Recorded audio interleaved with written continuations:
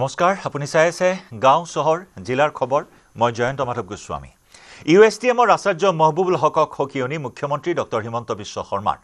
চৰকাৰক চ্যালেঞ্জ হিচাপে নলবলৈ মুখ্যমন্ত্ৰীয়ে ক'লে বিগত 3 মাহৰ কথা মনত পেলাবলৈ ক'লে হকক লৰা ছোৱালীৰ শিক্ষাক লৈ ৰাজনীতি নকৰো উচ্ছেদিতৰ সন্তানক পঢ়ুৱাত আপত্তি নাই চৰকাৰক চ্যালেঞ্জ কৰি এনে নকৰিবলৈ মহবুবুল হকক হকিয়নি উচ্ছেদিত পৰিয়ালৰ মেধাৱী শিক্ষাৰ্থীক পঢ়ুৱাৰ দায়িত্ব ল'ব বুলি কৈছিল হকে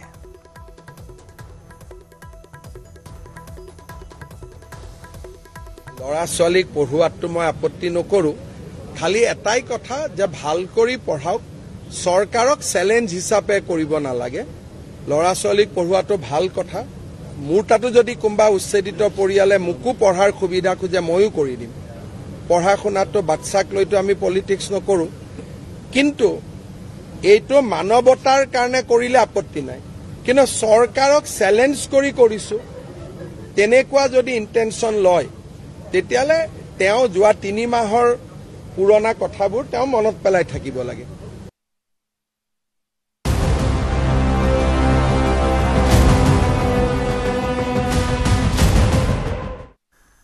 নিউজ 18ৰ বাতৰিৰ প্ৰভাৱ অৱশেষত আদিংগিৰি সূৰ্য পাহাৰত বন বিভাগৰ জাননী জাৰি বেদখলকাৰীক জাননী জাৰি কৰিলে বন বিভাগে এসপ্তাহৰ ভিতৰত সেই স্থান ত্যাগ কৰাৰ নিৰ্দেশ দিয়া হৈছে আদিংগিৰি বনাঞ্চলত দখল কৰা 3 শতাধিক পৰিয়াললৈ জাননী জাৰি কৰিলে প্ৰশাসনে আদিংগিৰি সূৰ্য পাহাৰৰ নাম সলনি কৰি অঞ্চলটোৰ নাম ৰাখিছিল কুদ্ৰাতপুৰ এই সন্দৰ্ভত নিউজ 18ত 26 তাৰে বাতৰি সম্প্ৰচাৰ হোৱাৰ পিছত অৱশেষত আজি প্ৰশাসনে কোৱা ধৰণেৰে বন বিভাগে জাৰি কৰিছে জাননী এসপ্তাহৰ সময়সীমা বান্ধি দিয়া হৈছে এয়া জাননী জাৰি কৰাৰ দৃশ্য আমি দেখুৱাইছো কিছু 3 শতাধিক পৰিয়াললৈ এই উচ্ছেদৰ জাননী জাৰি কৰা হৈছে এসপ্তাহৰ সময়সীমা বান্ধি দিয়া হৈছে আদিংগিৰি সূৰ্য পাহাৰ ত্যাগ কৰিবলৈ এসপ্তাহৰ ভিতৰতে এই জাননী অনুসৰি ত্যাগ কৰিব লাগিব আদিংগিৰি পাহাৰ আৰু তাৰ পিছতে উচ্ছেদ অভিযান চলাব বন বিভাগে সূৰ্য মন্দিৰৰ ভগ্নাৱশেষৰ সমীপত সাজিছে গাঁও মাদ্ৰাসা মছজিদ সূৰ্য পাহাৰৰ মাটি কাটি 300ৰো অধিক পৰিয়ালে অবৈধভাৱে সাজিছে ঘৰ বৰপেটা নগৰপেৰা হাইলাকান্দিৰ পৰা অহা সন্দেহজনক লোকে পাহাৰৰ ওপৰত চলাইছে অবাধ বেদখল আনহাতে হাইলাকান্দিৰ পৰা আহি সূৰ্য পাহাৰত এয়া মাদ্ৰাসা স্থাপন কৰা হৈছে নিউজ 18ৰ বাতৰি সম্প্ৰচাৰৰ পিছতে ঘটনাস্থলীত কালি প্ৰশাসনৰ লোক উপস্থিত হৈ পৰিয়ালসমূহৰ নথিপত্ৰ পৰীক্ষা কৰে আৰু এসপ্তাহৰ ভিতৰত ঘৰ খালি কৰাৰ নিৰ্দেশ প্ৰদান কৰে আজিও প্ৰশাসনৰ লোক ঘটনাস্থলীত উপস্থিত হৈছে এইসকল বেদখলকাৰী নথিপত্ৰ পৰীক্ষা কৰিছে আৰু এসপ্তাহৰ ভিতৰত জাননী জাৰি কৰিছে সূৰ্য পাহাৰ এৰিবলৈ আজিও বহু দিনৰ পৰা আমি ইয়াত আছো আৰু যি জায়গাত মুছলিম সম্প্ৰদায়ৰ এই ঘৰ দুৱাৰ বনাইছে তাত আমি হাক দিব গলে সিহঁতে আমাকে উভতাই মানে বেয়া ব্যৱহাৰ নহয় দা চাৰ লৈ পিছৰ পৰা কথা পাতি থাকিব বেলেগে মানে দা চা লাঠি লৈ ৰেডি হৈ থাকে সেই বস্তুটো দেখিলে আমি ৰাইজ হিচাপত সিহঁতক বাধা দিয়াৰ কাৰণে বিৰত টান হৈ পৰিছে আৰু এঘৰৰ পৰাই সিহঁতে হাজাৰ হাজাৰ মানুহ আহাৰ উপক্ৰম ঘৰবিলাক বনাইছে পুৰণা টিং পুৰণা মাদ্ৰাসা টিং চানবোৰ্ড লগাই পেলাই সিহঁতে ইয়াত বঢ়িয়াকৈ আৰামত ৰাতি হলি আহে দিনত তালা মাৰি থৈ গুচি যায় এই ৰকম পাহাৰ অঞ্চল দখল কৰিব ধৰিছে যিবিলাক পাহাৰত নেপালী সম্প্ৰদায় অকল ঘাঁহ কাটে গাৰো সম্প্ৰদায় গৰু পাহাৰ ৰাখে আৰু আমি অসমীয়া মানুহ 2-1 ঘৰ পাতলা পাতলা কৰি আছো আজি ধৰক মোৰ বয়স যিমান হৈছে মই 20 বছৰ বয়সত মোৰ ইয়াত মই দেউতাৰ লগত আহি আছো এতিয়া যিটো গতিত মুছলিম সম্প্ৰদায় য'ত নেকি কামাখ্যা দেৱলৰ এই সূৰ্য পাহাৰ বা আমাৰ RSSৰ যিটো কেম্পাছ আছে তাত মুছলিম সম্প্ৰদায় নাছিল আৰু এবাৰ সূৰ্য পাহাৰত দেখি মুছলিম সম্প্ৰদায়ৰ মানুহ এঘৰো নাছিল যিবিলাক জাগাত আমি নাযাওঁ সিহঁতে কেনেকে বস্তু পুৰণা বস্তুবিলাক আনি কেনেকে বৃহৎ মানে মাদ্ৰাসা স্কুল মানে এনেকে বনাইছে মানে ৰাতি যদি আমি যাওঁতো সম্ভৱ নহয় মানুহ এতিয়া দিনত গ'লে মানুহ নাপায়েই নিউজ 18 অসম নৰ্থ ইষ্টত বাতৰি সম্প্ৰচাৰ হৈছিলে ধাৰাবাহিকভাৱে কালিৰ দিনটোত আৰু বাতৰি সম্প্ৰচাৰ হোৱাৰ পিছতে বৰঘৰত এক প্ৰকাৰ কঁপনি উঠিছিল আৰু পৰৱৰ্তী পৰ্যায়ত কালিৰ দিনটোৰ ভাগতে IPS বিষয়া IFS বিষয়া আৰু ACS বিষয়া উপস্থিত হৈ এই গোটেই ঘটনাস্থলী পৰ্যবেক্ষণ কৰিছিলে আৰু আজি ৰাতিপুৱাৰ ভাগতে বন বিভাগক নিৰ্দেশনা দিছিলে যে এই স্থানত জাননী জাৰি কৰাৰ বাবে যেহেতু বিগত 30 বছৰ ধৰি এই সকল লোক আছে তাৰ পিছতো বন বিভাগে এবাৰলৈকে নাহিলে ফটাহিল খণ্ড বন বিভাগৰ অধীনত পৰে এতিয়া এই মুহূৰ্তত এক্সক্লুসিভলি দেখুৱাইছো যে বন বিভাগৰ লোক আৰু ফটাহিল আৰক্ষী থানাৰ লোক আহি প্ৰথমটো ঘৰ ফয়জুৰ হকৰ প্ৰথমটো ঘৰত এই মুহূৰ্তত ভিতৰ ভাগলৈকে জাননী প্ৰেৰণ কৰিছে আৰু জাননীত লিখা আছে যে 1881 চনৰ যিখন FA এক্ট আছে অৰ্থাৎ ইণ্ডিয়ান ফৰেষ্ট এক্ট আছে সেই ফৰেষ্ট ৰাইট এক্টৰ অধীনত 7টা দিনৰ ভিতৰত ঘৰ এৰিব লাগিব বুলি সেইখন আমি দেখিবলৈ পাইছো আমি তেখেতৰ কিছু সময় পূৰ্বে মন্তব্য ল'ব চেষ্টা কৰিছিলো কিন্তু তেখেতসকলে একো ক'ব বিচৰা নাই হয়তো কিছুমান নথিপত্ৰ আৰু সহি স্বাক্ষৰ লাগে যিহেতু যে এইখন ৰিচিভ কৰিলে সেই ৰিচিভ কৰা স্বাক্ষৰসমূহ লৈ আছে এইখিনি মুহূৰ্তত আপোনাৰ তাত যি ধৰণৰ প্ৰশ্ন আহিছে বহুকেইটা প্ৰশ্ন আছে যে বিগত 30 বছৰ ধৰি অসম চৰকাৰৰ বিয়াগুম বিভাগ আছে তেখেতসকলে কি কৰি আছিলে তেনেধৰণৰ কথাসমূহ কিন্তু এই মুহূৰ্তত থাকিব আটাইতকৈ ওখ পাহাৰ হৈছে এইখন কি সূৰ্য পাহাৰ বুলি কয় সূৰ্য মন্দিৰ বুলি কয় একাংশই কুদ্ৰতপুৰ বুলি কয় আৰু একাংশই পূৰ্বৰে পৰা আদিংগিৰি বা মালিগাঁও পাহাৰ বুলি কৈ আহিছিলে আজিৰ এতিয়া এই পৰিৱেশ দেখিবলৈ পোৱা গৈছে এই মুহূৰ্তত নিউজ 18 অসম নৰ্থ ইষ্টত এক্সক্লুসিভলি দেখুৱাইছো যে এই মুহূৰ্তত বন বিভাগ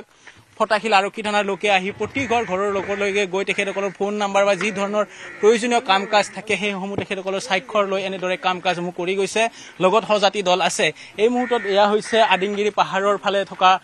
দৃশ্য আৰু এনেদৰে এতিয়া আমি প্ৰায় 15 গৰাকীকৈ আৰক্ষী বিষয়া বন বিভাগৰ লোকক দেখিছো এনেদৰে পাহাৰৰ ওপৰলৈকে তেখেতসকলে ৰাওনা হৈছে আৰু প্ৰতি ঘৰকে এনেধৰণে তেখেতসকলে যি ধৰণৰ জাননী দিব লাগে সেই জাননীসমূহ দি আছে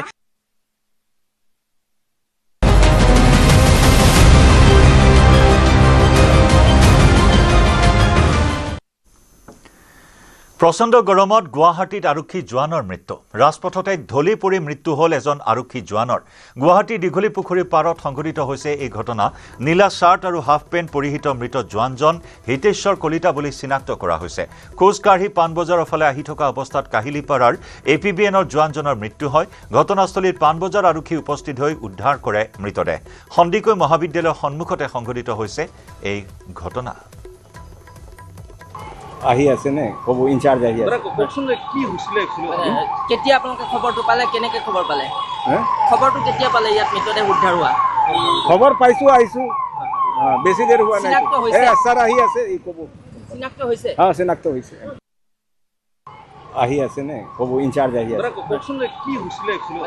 কেতিয়া আপোনালোকে খবৰটো পালে কেনেকৈ খবৰ পালে খবৰটো কেতিয়া পালে ইয়াত মৃতদেহ উদ্ধাৰ হোৱা খবৰ পাইছো আহিছো বেছি দেৰি হোৱা নাই ছাৰ আহি আছে এই কব চিনাক্ত হৈছে চিনাক্ত হৈছে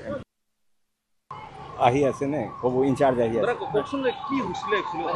কেতিয়া আপোনালোকে খবৰটো পালে কেনেকৈ খবৰ পালে খবৰটো কেতিয়া পালে ইয়াত মৃতদেহ উদ্ধাৰ হোৱা খবৰ পাইছো আহিছো বেছি দেৰি হোৱা নাই ছাৰ আহি আছে এই কব চিনাক্ত হৈছে চিনাক্ত হৈছে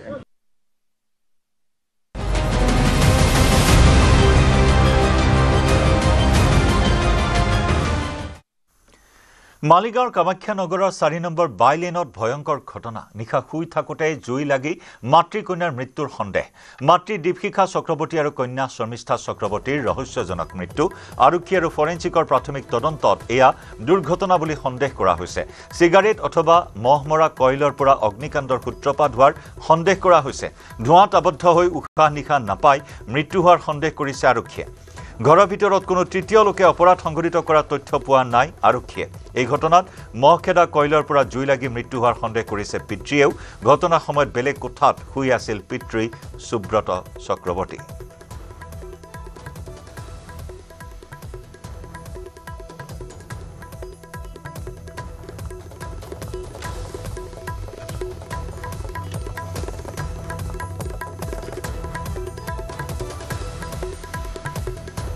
মই গম পাইছোঁ 5:30মান বজাত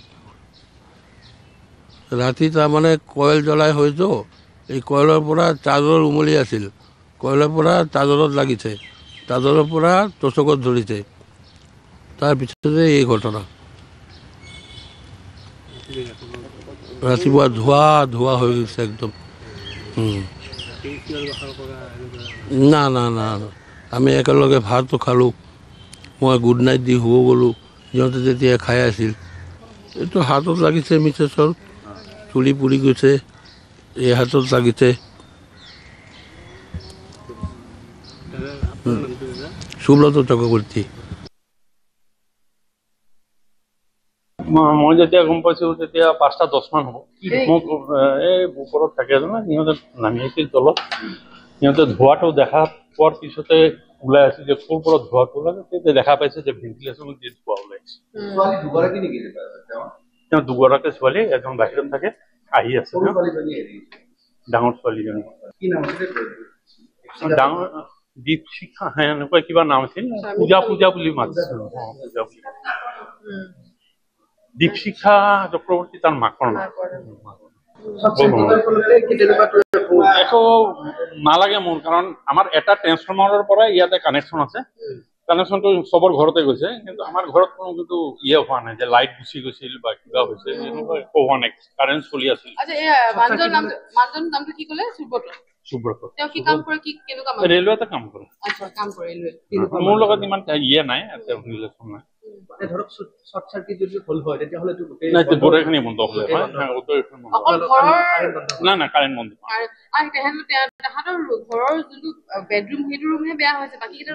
বাকী ৰুম মই হোৱা নাই ভিতৰত হোৱা নাই মই ক'ব নোৱাৰো দুজন তিনিজনে সোমাইছে কাৰণ তাৰ মাকক খালি টানি ওলাই লৈ আহিছিল বাহিৰত বাহিৰত মই যেতিয়া আহিছো তেতিয়া বাহিৰত নাই কিন্তু মই জিককটো ওলাই নাই জিকক ভিতৰত আছে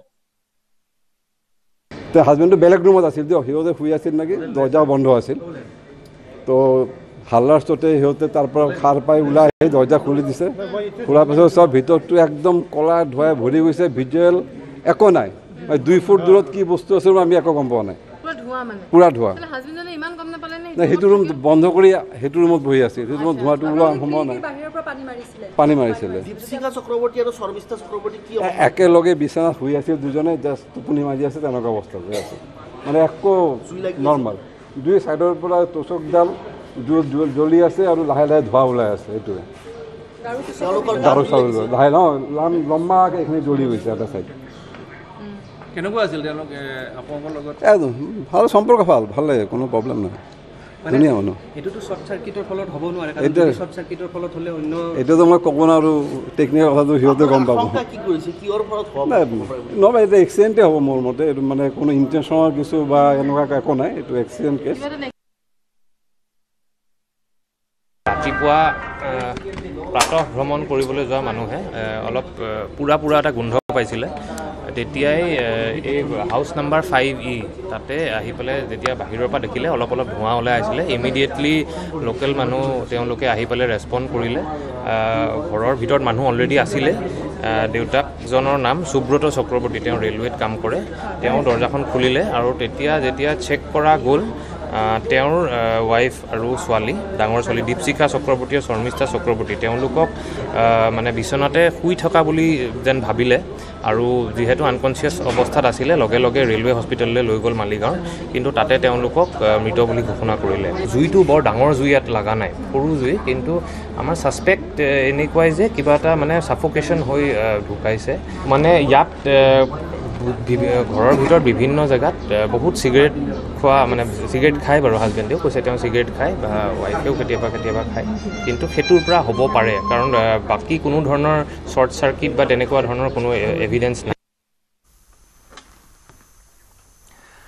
থাইলেণ্ড আৰু কম্বোডিয়াৰ মাজত ভয়ানক সংঘৰ্ষ দুয়োখন দেশৰ সেনাবাহিনীৰ মাজত অব্যাহত আছে সংঘাত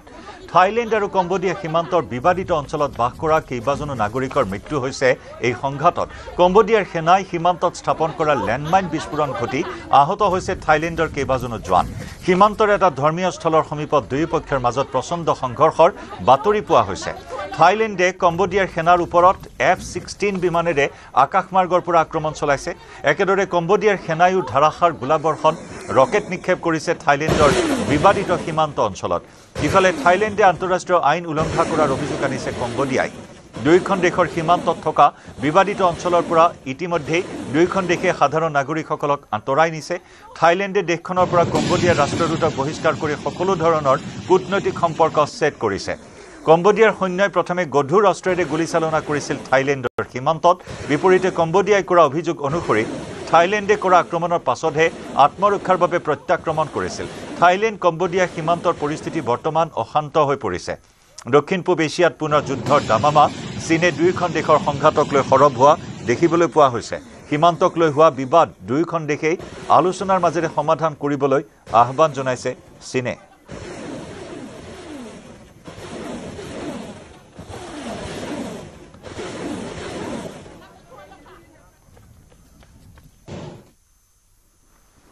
এই মুহূৰ্তত জনাইছো এটা ব্ৰেকিং নিউজ দিছপুৰ সমজিলাত বোমাতংক আৰক্ষীলৈ বোমাতংকৰ ভাবুকি ভৰা মেইল খালী কৰা হৈছে চৰকাৰী কাৰ্যালয়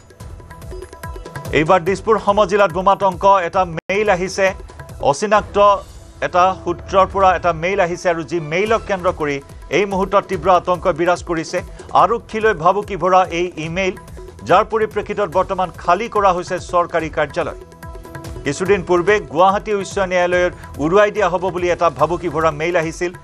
আকৌ এনে ধৰণৰ এটি ঘটনা এবাৰ গুৱাহাটী মহানগৰীত ৰাজধানী দিল্লীত ধাৰাবাহিক ৰূপত এনে ধৰণৰ বোমাতংকৰ ভাবুকি ভৰা মেইলে জনজীৱন বিপৰ্যস্ত কৰি তুলিছে আৰু এইবাৰ দিছপুৰ সমজিলাত এনে ধৰণৰ বোমাতংকৰ খবৰ আৰক্ষীলৈ বোমাতংকৰ ভাবুকি ভৰা মেইল খালী কৰা হৈছে চৰকাৰী কাৰ্যালয় এখন বাইকত বোমা থকাৰ সন্দেহ কৰা হৈছে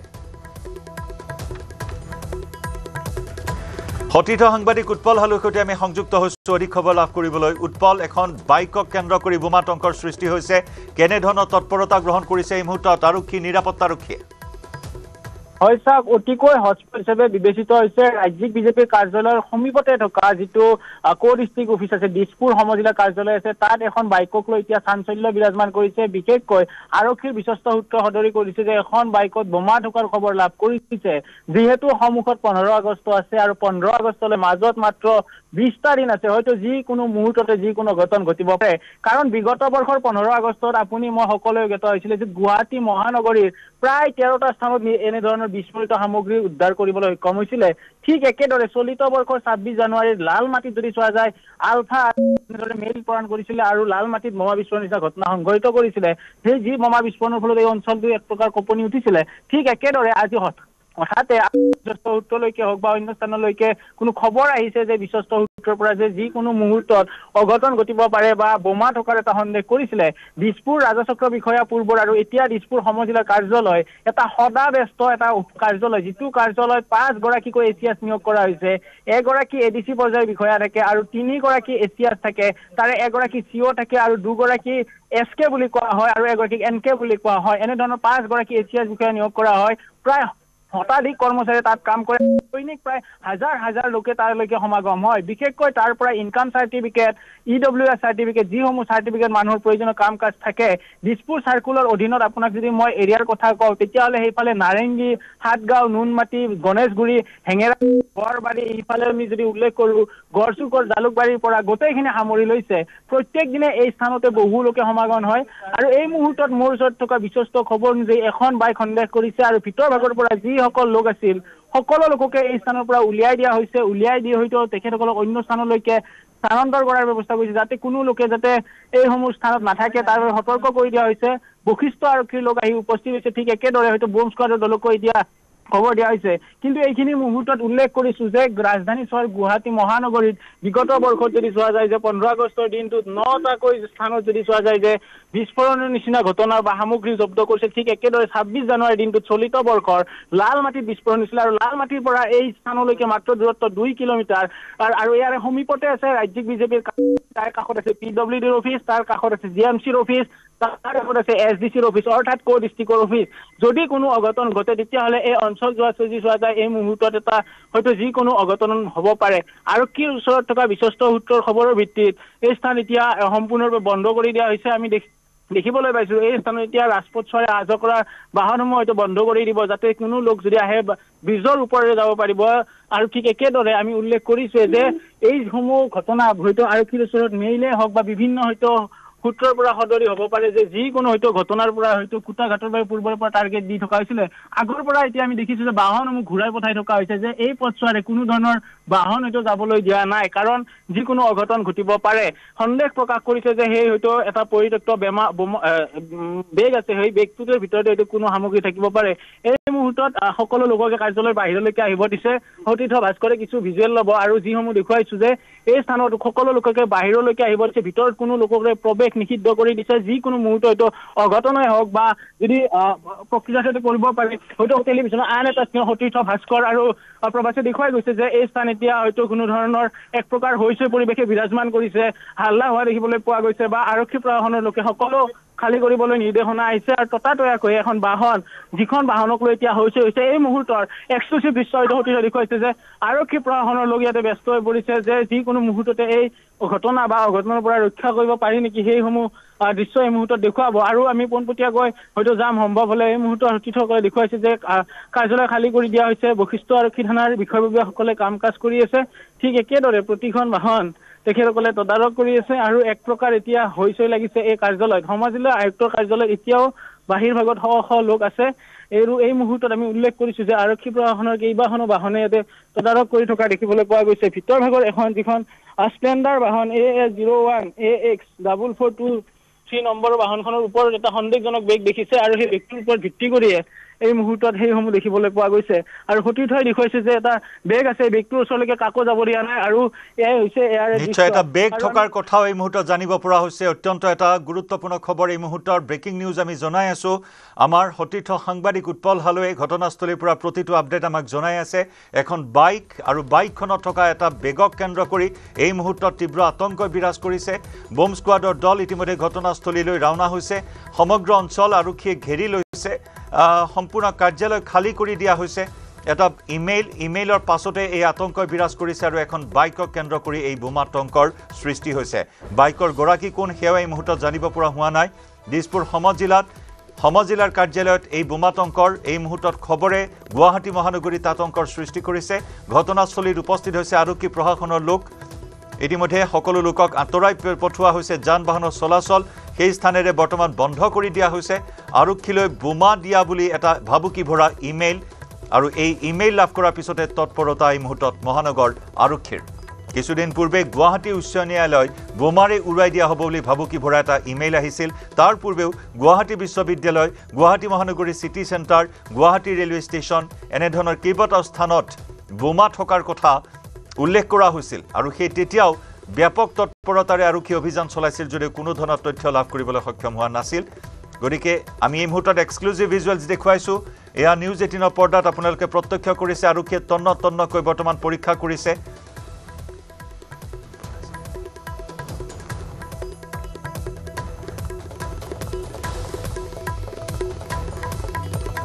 বৰ্তমান আৰক্ষীয়ে সমগ্ৰ কাৰ্যালয়টো খালী কৰি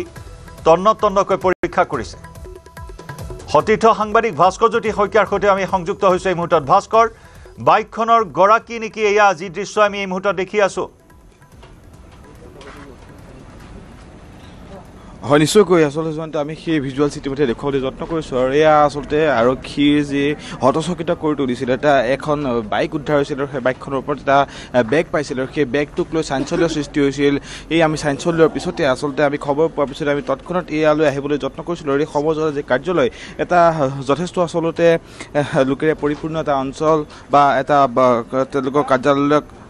আৰু সেই কাৰ্যালয়ত এনেদৰে আচলতে এখন বাইকত পৰিত্যক্ত এটা বেগক লৈ পেলাই যি চাঞ্চল্য ভাস্কৰ বেগটো এই মুহূৰ্তত খোলা হৈছে নে নাই কি হৈছিলে নেজানো গম নাপাওঁ কিবা অৰ্থপেটিকৰ বুলিহে গম পাইছোঁ এতিয়া বৰ্তমান প্ৰথমতে কি হৈছিলে প্ৰথমতে একো নাই এখন ইয়াতে থৈ পেলাই গৈছিলে তাৰপিছতে ছাছপেক্ট কৰিছিলে আৰু কিবা আছে বুলি সেইটো কাৰণে কাৰ্যালয় খালী কৰি দিয়া হ'ল তাৰপিছত গোটেইখিনি খালী কৰি দিয়া হ'ল তাৰপিছত এতিয়াহে ওলাইছে কিবা অৰ্থপেটিকৰ বস্তু বুলি এয়া আছিলে ইয়াতে কাম কৰা চাকৰি কৰা বা কৰ্তব্য কৰা এগৰাকী বিষয়াৰ মন্তব্য যে এখন বাহন যিখন বাহনলৈকে উৎসুকতা হৈছিলে AS01 AX চিৰিজৰ স্প্লেণ্ডাৰ আৰু এই স্প্লেণ্ডাৰ বাহনখন এতিয়া আৰক্ষীয়ে জব্দ কৰি আৰক্ষী থানালৈকে লৈ গৈ আছে এই বাহনখনত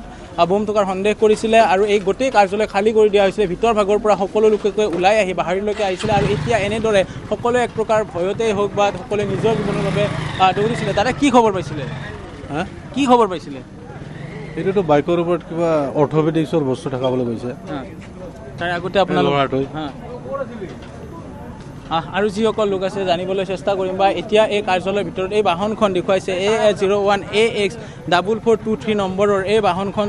এই মুহূৰ্তত আৰক্ষীয়ে জব্দ কৰি লৈ গৈছে আৰু যিটো বাকচ পোৱা গৈছে সেই বাকচটো লৈ গৈছে আৰু ভিতৰৰ ভাগত যদি চোৱা যায় যে ইয়াতে আৰক্ষী প্ৰশাসনৰ লোকেও কৰ্তব্যত নিয়োজিত হৈ আছে আৰু বাহিৰলৈকে সকলো লোককে উলিয়াই দিছিলে এক প্ৰকাৰ গেডাৰিং হৈ গৈছিলে মাছ গেডাৰিং বুলি যিটো কোৱা হয় সেইসমূহ হৈছিলে আৰু ইয়াৰে একাংশ লোক আছে তেখেতসকলৰ পৰা মন্তব্য ল'বলৈ চেষ্টা কৰিম বা যিসকল বিষয়া জড়িত হৈ আছে তেখেতসকলৰ পৰা কি হৈছিলে দাদা কি হৈছিলে নাই এখন বাইকত কিবা এনেকুৱা সন্দেহজনক বস্তু থকা বুলি ভাবি মানে এনেকৈ চোৱা গ'ল এতিয়া শেহতীয়াভাৱে গম পোৱা গ'ল যে কোনোবা এটা ল'ৰা কিবা নিজৰ কামতে আহিছিল তেওঁৰ কিবা টুল বক্স আছিলে সেইটোৱে পুলিচে ল'ৰাজনক লৈ গ'ল থানালৈ এইখিনিয়ে কাৰ্যালয় খালী কৰি দিয়া হৈ গৈছিলে খালী মানে চবেই অলপ আতংকময় এটা পৰিৱেশ হৈছিল পুলিচ আহিছিল চালে মিলিলে লৈ গ'ল পুলিচে সেইটোৱে বৰ বিশেষ একো বস্তু নাই কিবা টুল বক্স থকা বুলি কৈছে তেওঁৰ ভয় আছিলে তথাপিতো অলপতো ভয় লাগিবই আৰু